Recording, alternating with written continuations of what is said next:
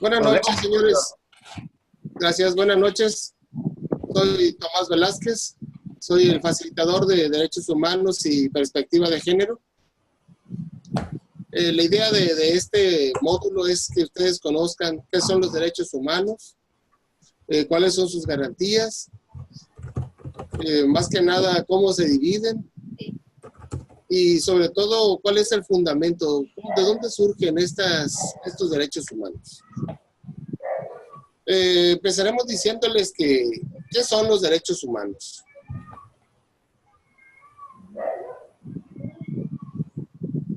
Los derechos humanos son un conjunto de prerrogativas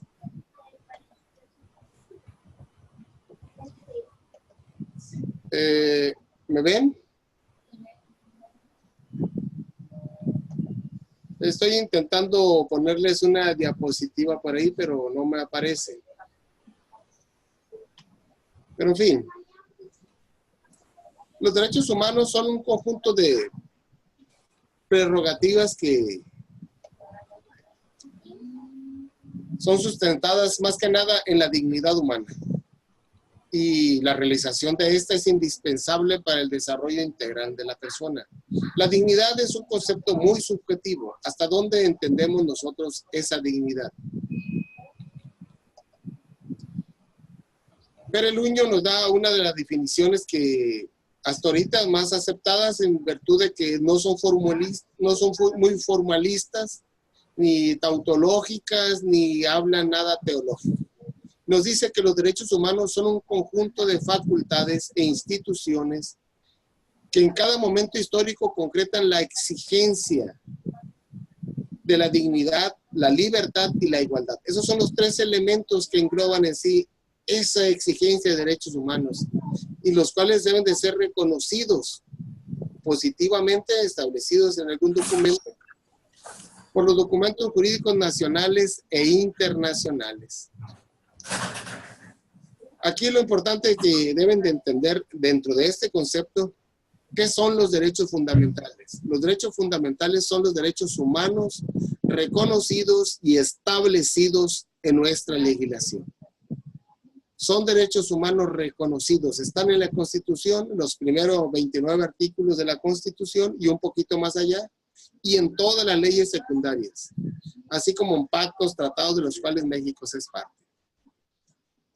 A este derecho a esta función de establecerse los derechos se les conoce como positivización de los derechos humanos. Son positivizados, están establecidos en un documento.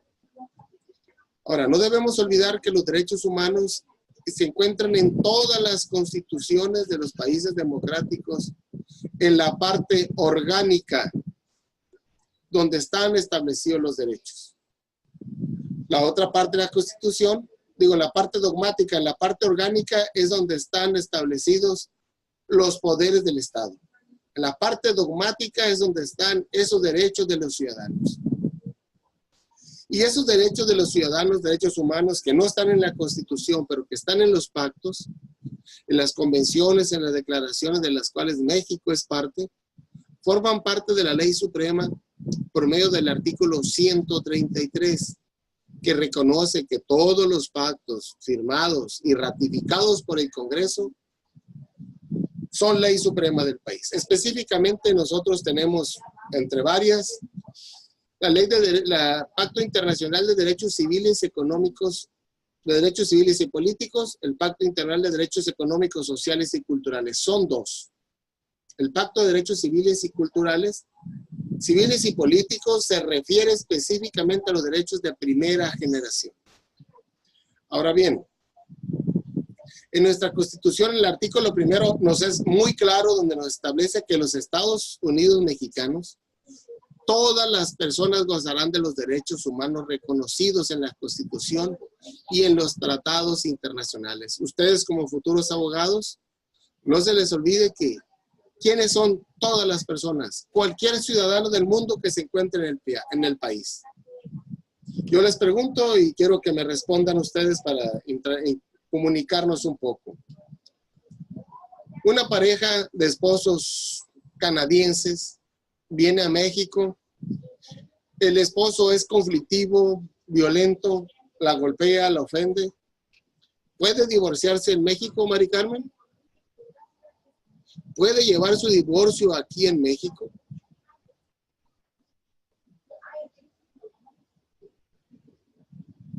Rey David, ¿puede divorciarse aquí en México? Esa es la importancia del por qué dice cualquier persona. Claro que puede. Puede divorciarse. ¿Por qué? Si dentro de esa relación de matrimonio hay golpes, hay violación a sus derechos. Hay violación a sus derechos de integridad física. Hay una violación a esos derechos humanos. Puede divorciarse aquí, siguiendo las reglas, que lo que hace una vez que se le da el trámite, se otorga el divorcio. El expediente es mandado a la embajada para que a su vez la embajada, el consulado, la mande al lugar donde tienen el registro y se registre que quedaron divorciados. Ahora bien, es clara la parte de la Constitución que establece las normas relativas a los derechos humanos se interpretarán de conformidad con esta Constitución y los tratados internacionales de la materia, favoreciendo en todo tiempo la protección más amplia a la persona. Tenemos tres cosas que deben de entender ustedes ahí, en ese parrafito. En ese parrafito tenemos cómo vamos a interpretar nuestra Constitución. Y se llama una interpretación conforme. ¿Cómo es eso? Que si hay dos normas, dos leyes que le perjudican, le vamos a aplicar la que menos le perjudica. Y si hay dos normas que le beneficien, vamos a aplicarle la que más le beneficie. Y si existen dos normas y podemos desaplicarlas para beneficiarlo, vamos a desaplicar, no vamos a declararla inconstitucional ni inconvencional, simplemente desaplicarla. Eso es lo que se refiere en ese párrafo específico. Y ahí mismo se encuentra el principio pro persona, todo lo que le beneficia a la persona, en ese párrafo. Y más adelante continúa diciendo la Constitución: todas las autoridades en el ámbito de competencia tienen la obligación de promover, respetar y garantizar los derechos humanos. Todas. ¿Quiénes son las autoridades? Todos aquellos que perciben un sueldo de la federación, del estado, del municipio. Por lo tanto, los policías, todo aquel que sea funcionario, los jueces, los ministerios públicos, son los que deben proteger, tutelar, promover los derechos humanos. Y nos dice en qué principio, con qué características, que sean universales, deben de ser interdependientes estos derechos y no se pueden dividir. Y además deben de ser progresivos estos derechos. ¿Cómo son progresivos? Aquí a veces nos sale la duda y ustedes métanse a internet, búsquenle. La progresividad se refiere una vez que tiene un derecho, quiero otro. Nuestra Revolución Mexicana, ¿qué trajo? 8 horas de trabajo. Pero después, ¿qué quisimos? 8 horas de trabajo por un día de descanso. Después le incrementamos, ¿qué? Riesgos de trabajo, jubilación. ¿Qué más le hemos incorporado últimamente? Derecho de maternidad. Y lo más último, derecho de paternidad. Vean cómo se van ido progresando los derechos que tenemos. Ahora bien, dice, el respeto de los derechos humanos de cada persona es un deber de todos. Todas las autoridades en el ámbito de su competencia tienen la obligación de promover y respetar y garantizar los derechos. O sea, no tienen excusa, podemos atacarlos por ambos lados. Asimismo, los principios que entienden por universalidad señala que los derechos humanos corresponden a todas las personas por igual en cualquier lugar donde se encuentren. Son universales. Interdependencia, en que cada uno de los derechos humanos se encuentran ligados unos a otros, de tal manera que el reconocimiento de uno de ellos así como su ejercicio implica necesariamente que se respeten y protejan múltiples derechos. No es nada más uno solo. ¿Y los derechos humanos son indivisibles? Se habla de indivisibilidad de los derechos humanos en función de que poseen un carácter indivisibles, pues todos ellos son inherentes al ser humano. Pero esa indivisibilidad de los derechos humanos no es que sean absolutos en la práctica. En la práctica todos tenemos derechos de tránsito.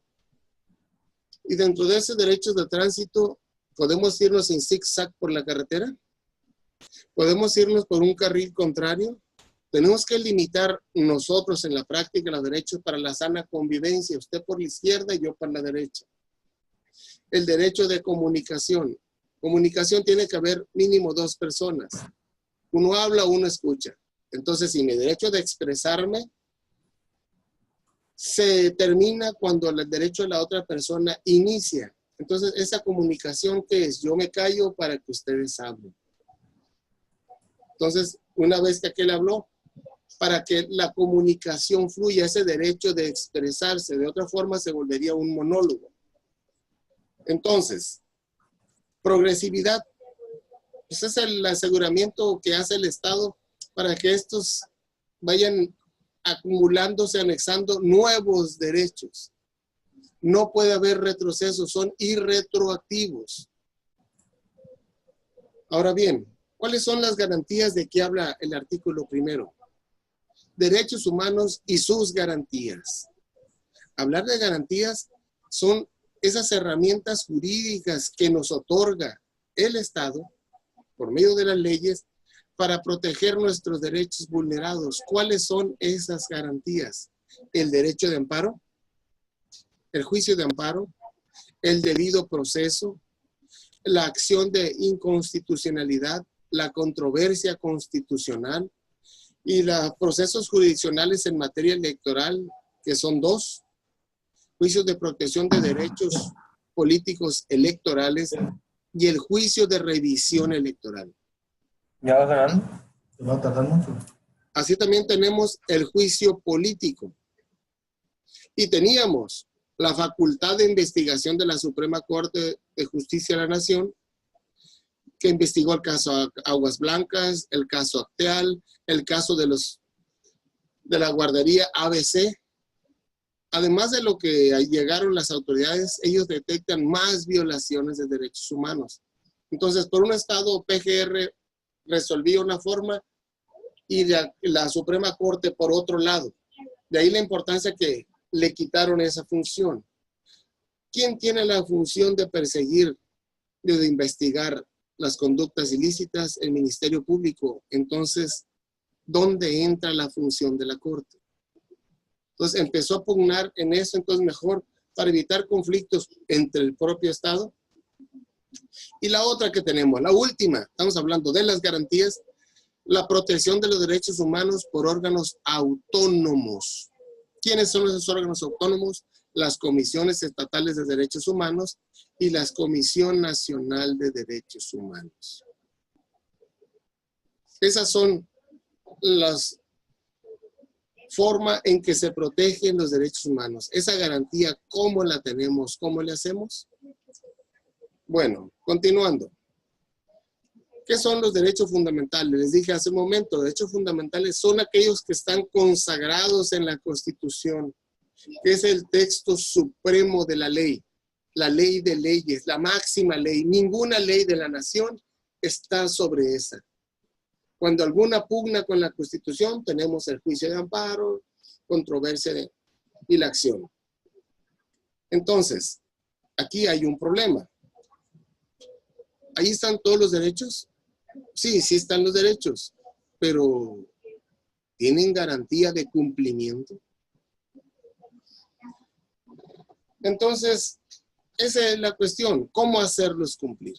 Forrayol les dice, sostiene que los derechos fundamentales son todos aquellos derechos subjetivos que corresponden universalmente a todos los seres humanos en cuanto dotados de estatus de personas, de ciudadanos o de personas con capacidad de obrar.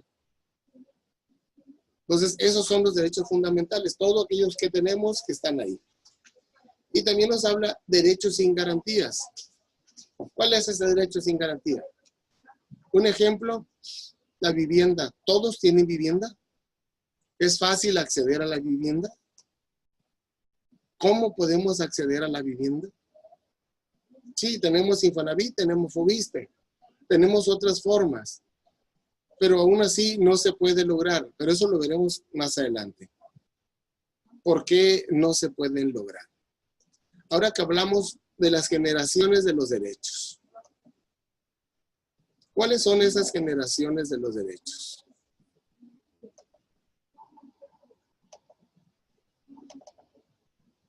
Aquí les estoy presentando a ustedes cómo se clasifican los derechos humanos. Y didácticamente las dividimos en tres, que son los derechos de primera generación, los derechos de segunda generación y los derechos de tercera generación. Derechos de primera generación también se conocen como de libertad, y hay un pacto que los protege, que es el Pacto Internacional de Derechos Civiles y Políticos, de los cuales México es parte. En esa fundamos como abogado algunos puntos de controversia, en algunos casos en amparo, en otros casos en apelación. Y dice abajo, derechos civiles y políticos. Entiéndase que es lo que tenemos como personas de manera individual. Vámonos a los derechos de segunda generación, también conocidos de igualdad. Ese es el nombre que les conocemos también. Los de segunda generación son derechos económicos, sociales y culturales. Así se llama el pacto, Pacto Internacional de Derechos Económicos, Sociales y Culturales. También México lo ratificó, forman parte de esa. ¿A qué se refiere estos? ¿A quiénes protege?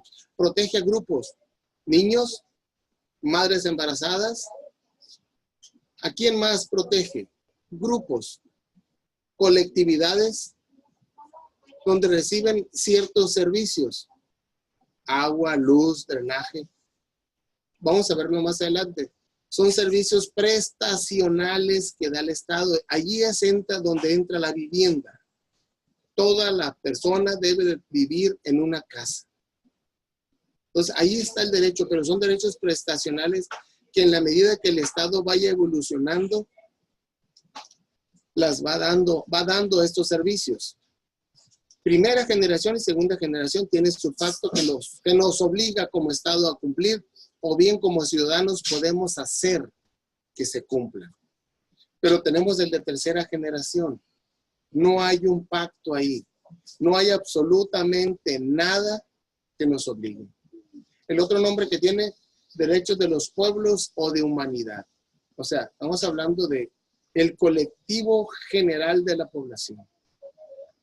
También se le conoce como derechos colectivos de la humanidad entera. De eso hablaremos más adelante. Entonces, lo importante aquí es que conozcan que para efectos de esta materia lo dividimos en tres. Hay autores que se avientan hasta 7 generaciones de derechos. No, aquí metemos, por ejemplo, en de tercera generación, el derecho a las tecnologías, uso de las tecnologías, el teléfono y la facilidad de estar por este medio comunicándonos, aprendiendo, el medio ambiente. Ese es otro derecho que lo tienen como una generación independiente. Aquí no los manejamos así. Ahora bien, existen estas generaciones, pero ¿de dónde surge esta división de derechos? En primero, en formular división de derechos humanos fue el checoslovaco Kirill Basak. Allí se los mando en un link. Quien fue director de la División de Derechos Humanos y Paz de la UNESCO. La primera generación dijimos que son de libertad y que se hicieron obligatorios por medio del Pacto Internacional de Derechos Civiles y Políticos. Le voy a mandar un material completo para que ustedes de ahí saquen la información que yo les pido, o bien de los links. Son los derechos que defendieron y pelearon por tenerlos los que estaban bajo el yugo medieval del absolutismo, en esa etapa donde el rey era el rey absoluto, no había libertades de ningún tipo. Era lo primero que pedían. Y surgen principalmente en 1879 en Francia, donde surge la Declaración de los Derechos del Hombre y el Ciudadano. Estos derechos, ¿cuáles son? ¿Qué derechos andaban buscando estos? No los encuentro aquí. Es decir, en específico, los derechos que se trataban o que se protegen en esta primera generación son los derechos fundamentales de que toda persona tiene derechos y libertades sin distinción de raza, color, idioma, posición social o económica. O sea, no hay ninguna discriminación. Y asimismo, todo individuo tiene derecho a la vida y a la libertad y a la seguridad jurídica. Estamos hablando de primera generación. Y los hombres y las mujeres son iguales. O sea, no hay distinción. Y nadie será sometido a la esclavitud o servidumbre. Asimismo, primera generación, nadie será sometido a torturas. Véase, lo que estamos viendo solo es de manera individual. Nadie puede ser molestado arbitrariamente en su vida privada, familia, domicilios. Todo mundo tiene derecho a la libertad en todos sus conceptos. Y asimismo a la nacionalidad. En caso de persecución política, tiene derecho a buscar asilo y disfrutar de él en cualquier país. Y los hombres y mujeres tienen el derecho a casarse y a decidir el número de hijos que deseen. Todo individuo tiene derecho a libertad de pensamiento y de religión. Asimismo, la libertad de opinión y de expresión de ideas. Y a la libertad de reunión y asociación pacífica. Entonces, si se fijaron, todos son de manera personal, cada quien los tiene. Los derechos de segunda generación. ¿A qué se refieren estos derechos de segunda generación? Como les expliqué, son de grupo. En la primera generación el Estado no se puede meter, tiene límites, tiene cotos. El Estado, nadie tiene que meterse con mi integridad de libertad si quiero ir a estudiar, con mi libertad de deambular, con mi libertad de tomar alimentos, no se puede meter. Entonces, mientras que en la segunda generación son derechos prestacionales. Si estás embarazada, tienes derecho a que seas atendida en cualquier hospital. Si es menor, las vacunas donde sea. Si tienes un trabajo, a poder pedir como cualquier persona en igualdad de situaciones, tu crédito para vivienda. Si son personas de una comunidad de más de 100 personas, el Estado está obligado a meterte energía eléctrica. Todo tu mundo tiene derecho a recibir servicio de agua, drenaje. Pero son prestaciones. Él no las da y ¿quién las paga? Las pagamos nosotros. Entonces, son derechos, si se fijan, básicamente sociales, económicos y culturales. Todo mundo tenemos acceso a la cultura. ¿Y por qué surgen estos derechos? Surgen con la finalidad de mejorar nuestras condiciones de vida social, económica y cultural. ¿Quiénes fueron los ideólogos de estos derechos de segunda generación? Véanse, Marx, Engels, Lenin, Hegel. ¿Qué buscaban? Derechos de grupo. Entonces, los derechos de segunda generación en sí, ¿cuáles son? Pues como lo dijimos, derecho a la vivienda, derecho a la educación, pero aquí en la primera generación entra de libertad del individuo. Tú estudias, si quieres estudias, si no, no estudias, es tu decisión. Pero de segunda generación el Estado, ¿cómo entra? Aquí está la escuela, aquí está el personal, aquí están los medios, la estructura de cuál va a ser la educación. Ojo, todo mundo tiene derecho a estudiar. Bajo la segunda generación, instalaciones, personal humano, instrumentos, todo. La seguridad social. Toda aquella persona que trabaje tiene derecho a ser atendido médico y todo lo que conlleva la seguridad social, IMSS, ISSSTE. Derecho a formar sindicatos, otra vez, grupos, seguridad social, todos los que trabajen, sindicatos, todos los que trabajen. A un nivel de vida adecuado que le asegure a su persona y a su familia una salud, alimentación, vestido. Un salario. El que trabaje está obligado a recibir un salario, tiene un derecho a. El patrón tiene una obligación a pagar.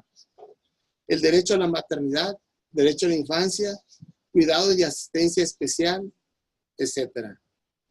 Entonces, ojo con esos derechos de segunda generación. Son prestaciones que el Estado nos da en la medida que el Estado va adquiriendo la capacidad económica y que nos permita a nosotros una vida más digna. ¿Me pavimentas? ¿Quién la paga? Yo la pago, él me lo pone, él lo hace. Entonces, si se fijaron en estos derechos de primera y segunda generación, tienen una protección nacional e internacional con los pactos. Hablemos de la tercera generación. De solidaridad o derecho de los pueblos. ¿Qué les suena? México tiene un terremoto y vienen de otros países a ayudarnos.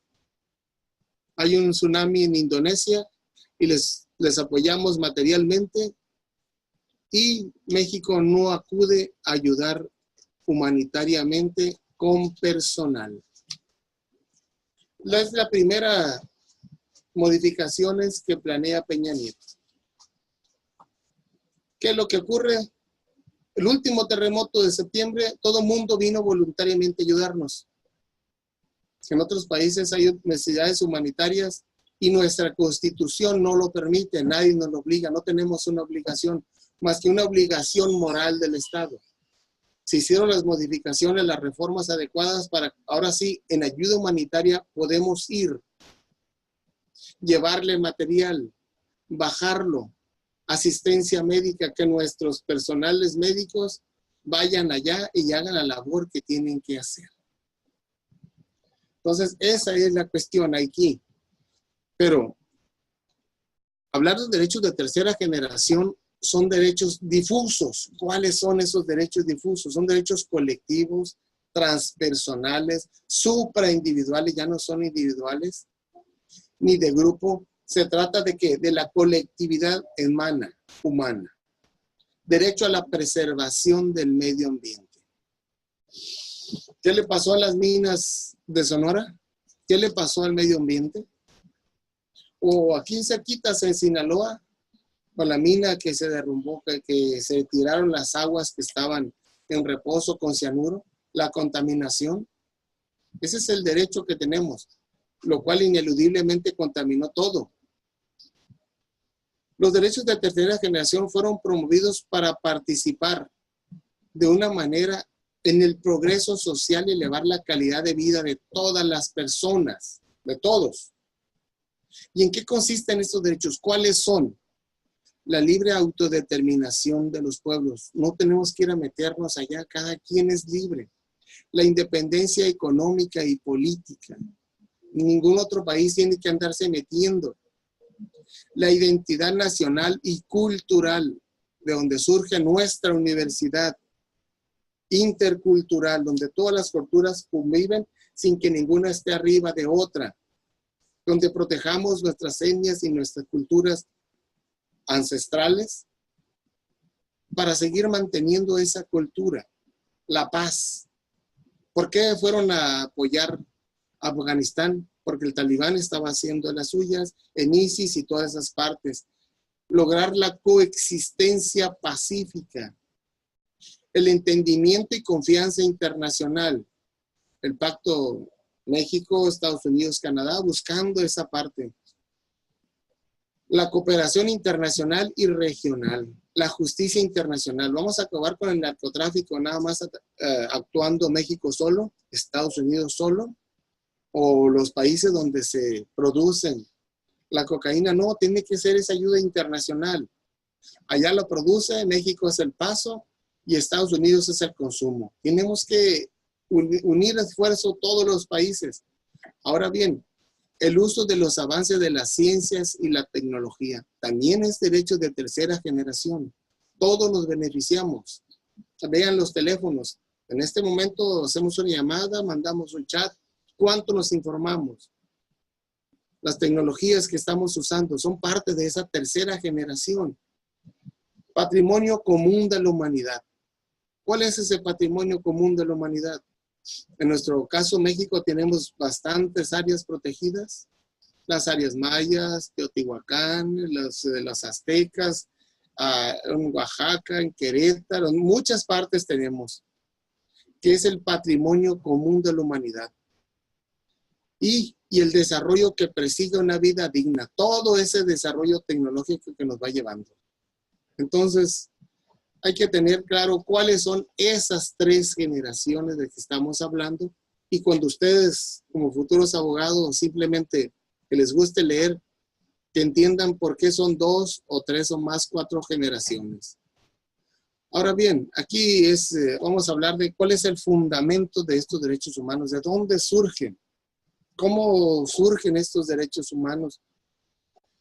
Pues existen fundamentación. ¿Qué es fundamentación? Conjuntos de principios iniciales a partir de lo que se elabora o establece o crea una cosa. ¿Cuál es el fundamento jurídico? ¿De dónde se elabora? ¿De dónde cree? Ese es el fundamento. Tanto dentro del derecho, y hablando de derechos humanos, pues se refiere a invocar qué artículos concretos de la ley se aplican para el caso concreto que se pretenda fundar. Derechos de petición, tenemos el artículo 8, ahí está, no hay duda. Nadie debe ser molestado en sus propiedades, posesiones, ahí está el 16. Pero entonces, aquí lo que queremos no es esa parte del fundamento, sino de dónde surgen esos derechos humanos. Y entonces, dice, entiéndase por fundamento de los derechos humanos la realidad o realidades de carácter social que proporcionan a los derechos humanos la consistencia necesaria para que puedan ser reconocidos, respetados y promovidos en su conjunto, en forma indivisible e interdependiente y que puedan proyectarse hacia un desarrollo siempre abierto y perfectible. Gracias a ese desarrollo de los derechos humanos, pues tenemos esa igualdad hombre y mujer. Aquí tenemos a doña Mari Carmen participando. ¿Por qué? Ya sabemos cuál es el motivo. Es un derecho de primera generación. Igualdad hombre y mujer, sin distinciones. Pero aquí lo que tratamos de explicarles, ¿cuál es ese fundamento de donde surgen los derechos humanos? Ese carácter, ¿cuáles son? Entonces dice la doctrina que es un fundamento estable o permanente, porque el fundamento de derechos humanos es la gravedad o referencia que da sentido, unidad y permanencia a los mismos. Esos derechos, ¿por qué están ahí? ¿De dónde surgen? ¿Tienen un carácter histórico? Claro que sí. Han ido evolucionando, otros se han quedado atrás. Eso es lo que tenemos que ir analizándolos. Bien. ¿Por qué son históricos? Porque va tomando significado en cada momento. En cada momento vamos distinguiéndolos, cambiando. Esos derechos humanos sería digno no afectamos la igualdad ni la libertad si aquí en México a los niños los vistiéramos con faldas o los hombres los vistiéramos con faldas. No son nuestras costumbres. Por eso en cada momento histórico van marcando esa línea. Pero los escoceses, ¿afectamos su dignidad? No. Aquí afecta mi dignidad, no me voy a poner falda. Pero allá sí. Entonces esos derechos es de acuerdo al lugar donde estén, como se van percibiendo. Entonces los derechos son conceptos que se van enriqueciendo históricamente. Primero era libertad, igualdad. Ahora, ¿qué somos? Mujer y hombre, iguales. Iguales en trabajo, iguales en derechos, iguales en prestaciones. El matrimonio, ¿cómo era antiguamente? Una esclavitud, no te podías divorciar. El matrimonio es un contrato de voluntades. No tenía por qué haber una causal. Por eso apareció el matrimonio incausado, sin causa. Basta con que uno no quiera para que se dé. Bien. ¿Por qué los derechos humanos tienen una naturaleza valorativa? Es un valor social fundamental que está en estrecha relación con el doble plano de lo social, con las necesidades básicas y que constituyen el objeto de los derechos humanos. El objeto de derechos humanos son esas necesidades básicas que tenemos que desarrollar todos y que van de la mano con ¿qué? Justicia, igualdad, paz, vida, seguridad y felicidad. O sea, si lo vemos así, es ahí donde tenemos que entender dónde está la dignidad. Ahora bien, hablar de estos derechos humanos, pero ¿de dónde surgen específicamente? Los doctrinarios de derechos humanos, sin rebuscar muchos, nos hablan de tres escuelas: la jus naturalista, la positivista y la historicista. Son tres escuelas. Pero aquí dentro de eso, lo más importante, y quiero que les quede para no, nos quedan 8 minutos. La jus naturalista se refiere a ¿qué? La positivista se refiere a que todo debe estar escrito, no ir más allá. Allí agota. La escuela naturalista sostiene que la idea de la existencia de un derecho natural es anterior a la ley positiva y anterior al Estado. ¿Por qué? Nosotros vivimos independiente, nos vamos juntando, es necesario crear ¿qué? Una estructura, una organización. El Estado no existía cuando nosotros ya teníamos normas, reglas. Entonces nosotros creamos al Estado y esos derechos son nuestros, ya los traemos. Es como se entiende esta escuela jus naturalista del derecho natural del hombre, donde está que la voluntad, el libre albedrío sobre qué es bueno y qué es malo. Distinguir esa parte. Dice, el bien que se registra racionalmente en la conciencia de todos los hombres es una ley natural de mayor jerarquía en que cualquier otro derecho y al cual debe adecuarse la ley. ¿Por qué protegemos la vida? Porque es un ley supremo, un bien supremo, el bien mayor de todos, y sin vida no existe ningún otro derecho. Después de la vida, ¿qué tenemos? La libertad. Sin libertad no tienes un desarrollo digno, no puedes hacer tus actividades en la forma en que se deben de hacer o que quieran hacerlo. Norberto Bobbio nos dice, es aquella fórmula que formula una distinción neta entre el derecho natural y el derecho positivo y sostiene la primacía del derecho natural sobre el derecho positivo. Nosotros vamos pensando cuáles son las normas que creemos y esas deben de estar sobre lo que está escrito. Lo que está escrito puede cambiar.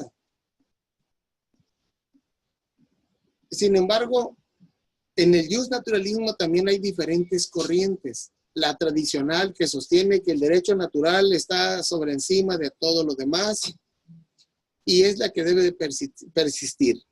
Y tenemos el justnaturalismo racional, que es el que se ha ido perfeccionando conforme nosotros vamos pensando, vamos cambiando las reglas. Las mujeres no votaban. ¿Es correcto o incorrecto? Pues no es ni correcto ni incorrecto, simplemente era la estructura social que existía. Pero nuestro razonamiento ha ido cambiando, vamos dándole esos mismos derechos. ¿Cuál es la diferencia entre ella y yo? Somos personas, un corazón, los mismos ojos, diferencia biológica nada más. Pero de ahí en adelante no hay ninguna otra razón. Muchos hombres querían y lo consideraron que sí. Muchas mujeres lucharon por ese derecho, otros sumisas no lucharon. Entonces, esa es como el justnaturalismo racional, nuestra propia evolución, ha sostenido que debemos y tenemos que cambiarla.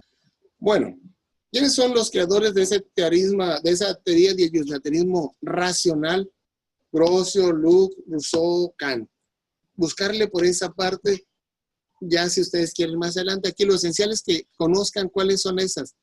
Y el otro, el justnaturalismo valórico cultural. Lo último, Hans Wenzel, que fue el que lo creó. ¿En qué consiste ese valórico cultural? Naturalismo ya lo explicamos, positivismo ya lo explicamos, racionalismo, pero el valórico cultural es una teoría nueva, una modalidad nueva de cómo son estos derechos, para qué los tenemos. Es una vertiente del derecho natural que no representa propiamente un ordenamiento superior ni anterior al Estado. No constituye una estructura distinta, sino está más bien, ¿qué es lo que estamos haciendo que puede cambiar? ¿Qué es lo que podemos cambiar? Valórico cultural. ¿Qué eran los homosexuales? Un grupo excluido, discriminado. ¿Qué más eran? Por el valor, son personas, tienen derechos también. Bueno, hay que darles su lugar. Ninguno de nosotros nos hacemos nada con que ellos se den derechos y obligaciones. No el término matrimonio, está mal empleado, el matrimonio es otra cuestión. Pero sí derechos y obligaciones. Entonces, ese valor que le vamos dando a ese ser humano que produce, que trabaja, que tiene a lo mejor algún problema mental, a lo mejor no, dicen que eso no va en el genoma humano, pero tenemos que incluirlos ahí, darles derechos y obligaciones. ¿Por qué discriminarlos? Entonces, eso es lo que se busca, ese principio de justicia inmanente que tenemos que ir avanzando. Derechos de los niños. No, el derecho de la mujer es el bastión fundamental de la familia y por lo tanto los niños se quedan siempre con la mamá. Pero si el niño se quiere ir con el papá, tenemos que cuestionarnos y preguntarnos, es el valor que le damos a ese derecho humano del niño. Entonces, esa es la otra parte que ustedes tienen que entender, estas teorías, ese valor cultural que le tenemos que cambiar y modificar para evolucionar en estos nuevos derechos que ya estaban, pero en los últimos 40 años derivado del holocausto nazi, vamos protegiéndolo y están en las leyes, que tienen una razón de ser. El Estado es el que más vulnera derechos. Aquí lo que también quiero que les quede claro es, ¿quién vulnera los derechos humanos? La autoridad. Ustedes como particulares o yo, si los privo de su libertad, ¿qué es? Secuestro. Si pido una recompensa, si no, privación ilegal de la libertad. ¿Y ellos qué es? Si me privan de la libertad. Esa es la cuestión. ¿Qué le damos? ¿Desaparición forzada? Ese es el término que se le está dando. Los priva de su libertad de manera legal o ilegal, no los aparecen, los torturan y hay una serie de derechos ahí. Eso es cómo vamos estos derechos evolucionando y cómo tenemos que entenderlos. Pero esa es la otra parte. Todo mundo se da cuenta que no solo la autoridad vulnera derechos humanos, y tenemos que avanzar esa teoría justnaturalista, valórico-cultural. La delincuencia hace que la gente abandone sus lugares. Ahí está esa teoría, ahí está aplicada. Los hechos reales le van dando la razón de que tiene que hacer. No solo es el Estado, también la delincuencia organizada viola derechos humanos. Entonces, eso es lo que por el día de hoy, pues quiero que les quede claro, las tres generaciones, qué son los derechos humanos, qué son los derechos fundamentales y las tres teorías de donde surgen principalmente los derechos humanos. Van a encontrar otras, cada autor para hacer su libro se va a aventar una serie de ideas que son válidas y son comprobables. En ciencias sociales donde pertenece el derecho no hay ciencias ni leyes exactas, todas van cambiando. Entonces, de mi parte, pues es todo. Les voy a subir al material ahí a la plataforma por si quieren ver el material que yo les doy o bien en los que vienen en el link. Entonces, ustedes tienen tiempo suficiente, no lo dejen, es algo leve. Son 4 preguntas que les pongo en plataforma que contesten. El hecho de que ustedes estén aquí participando, pues ya tienen una cierta valoración.